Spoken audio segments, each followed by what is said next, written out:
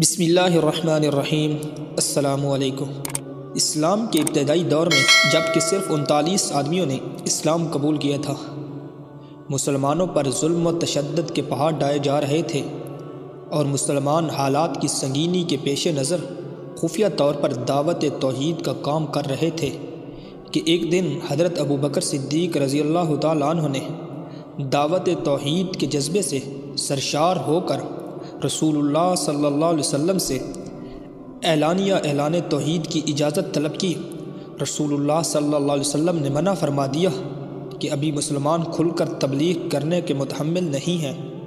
حضرت ابوبکر نے جب بار بار اصرار فرمایا تو پیغمبر علیہ الصلاۃ والسلام نے اجازت دے دی۔ چنانچہ حضرت ابوبکر نے صحابہ کرام اور رسول اللہ صلی اللہ علیہ وسلم کی موجودگی میں بیت اللہ کے صحن میں قریش مکہ کے مجمع میں توحید الہی کو بیان کرنا شروع کر دیا۔ دور اسلام میں کسی صحابی کا یہ سب سے پہلا اعلان توحید تھا۔ وقام ابو بکر فی الناس خطیبا ورسول اللہ صلی اللہ علیہ وسلم جالس وکان اول خطیب دعا الی اللہ عز وجل وَإِلَىٰ رسول اللہ صلی اللہ علیہ وسلم۔ مشرکین مکہ کو تو مسئلہ توحید سے خاص چڑ تھی۔ وہ کس طرح باور کر سکتے تھے کہ اس طرح کھلے عام لا الہ الا اللہ محمد الرسول اللہ کا اعلان کیا جائے۔ چنانچہ وہ سب اکٹھے ہو کر مسلمانوں پر حملہ آور ہو گئے۔ حرم کے اندر جس قدر مسلمان تھے سب کو بڑا سخت مارا، خاص طور پر حضرت ابوبکر صدیق کو اتنا مارا کہ ان کو پاؤں کے نیچے رون دیا، حتیٰ کہ آپ بے ہوش ہو گئے۔ اتنے میں ان کے قبیلے کے کچھ لوگ آئے اور مشرکین مکہ کو ہٹا کر حضرت ابوبکر کو بے ہوشی کی حالت میں کپڑے میں لپٹ کر اٹھا کر گھر لے گئے۔ لوگوں کو یقین تھا کہ آج ابوبکر جانے بر نہ ہو سکیں گے۔ حضرت ابوبکر کے والد، والدہ اور قبیلے کے لوگ ان کی اس کیفیت سے سخت پریشان تھے۔ بار بار ان کو ہوش میں لانے کی کوشش کر رہے تھے، برابر ان کو بلا رہے تھے، مگر آپ بوجہ بیہوشی کوئی جواب نہ دے رہے تھے، حتیٰ کہ اسی حالت میں شام ہو گئی۔ والدین سخت پریشانی کے عالم میں سرہانے کھڑے ہیں کہ بوقت عشاء حضرت ابوبکر نے آنکھ کھولی۔ ماں باپ نے بلایا کہ ابوبکر کیا حال ہے، مگر ابوبکر نے سب سے پہلا جملہ جو منہ سے نکالا وہ یہ تھا، این حبیبی کیف حالہ و کیف اصحابہ۔ محبوب حضرت محمد الرسول اللہ صلی اللہ علیہ وسلم کہاں ہیں؟ ان کا اور ان کے صحابہ کرام کا کیا حال ہے؟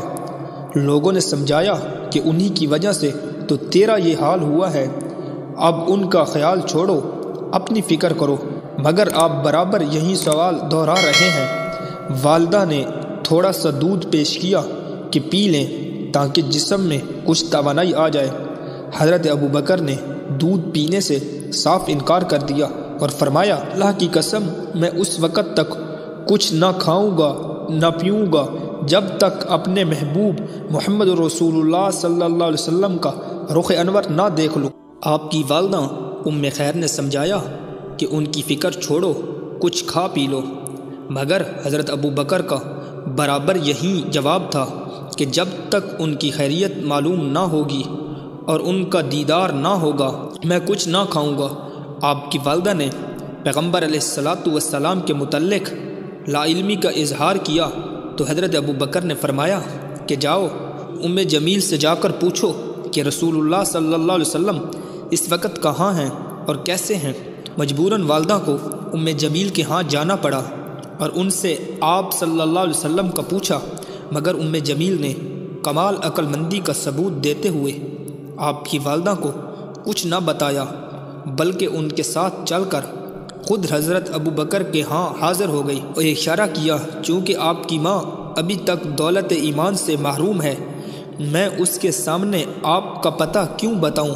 حضرت ابوبکر نے فرمایا کہ میری ماں کی طرف سے فکر مت کرو، مجھے یقین ہے کہ یہ اس راز کو فاش نہ کرے گی۔ تب ام جمیل نے بتایا کہ آپ اس وقت خیریت دار ارقم میں موجود ہیں۔ حضرت ابوبکر نے فرمایا کہ مجھے ان کے قدموں کے بوسے کے لیے لے چلو۔ میں نے اللہ سے عہد کر رکھا ہے کہ جب تک آپ کی زیارت نہ کر لوں اس وقت تک نہ کچھ کھاؤں گا اور نہ کچھ پیوں گا۔ اب چاروں نہ چار ان عورتوں کو انہیں لے جانا پڑا۔ انتہائی ذوف اور نکاحت کے عالم میں ام جمیل اور ام خیر کے کندھوں کا سہارا لے کر گھسٹتے قدموں کے ساتھ اپنے محبوب کی قدموں کی بوسی کے لیے جذبہ محبت سے سرشار ہو کر مکہ مکرمہ کی گلیوں میں جا رہے تھے۔ جب آپ کی خدمت میں پہنچے تو آپ پر جھک پڑے اور آپ کا بوسہ لے کر اپنی تشنگی کو مٹایا۔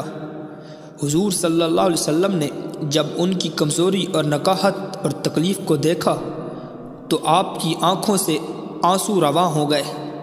نتائج: نمبر 1، رسول اللہ صلی اللہ علیہ وسلم کے بعد سب سے پہلے داعی توحید حضرت ابو بکر ہیں۔ نمبر 2، حضرت ابو بکر کا جذبہ محبت اور عشق رسول۔ نمبر 3، حضرت ابو بکر کا جذبہ تبلیغ اور دعوت اسلام۔ نمبر 4، ام جمیل کی عقل مندی اور رازداری۔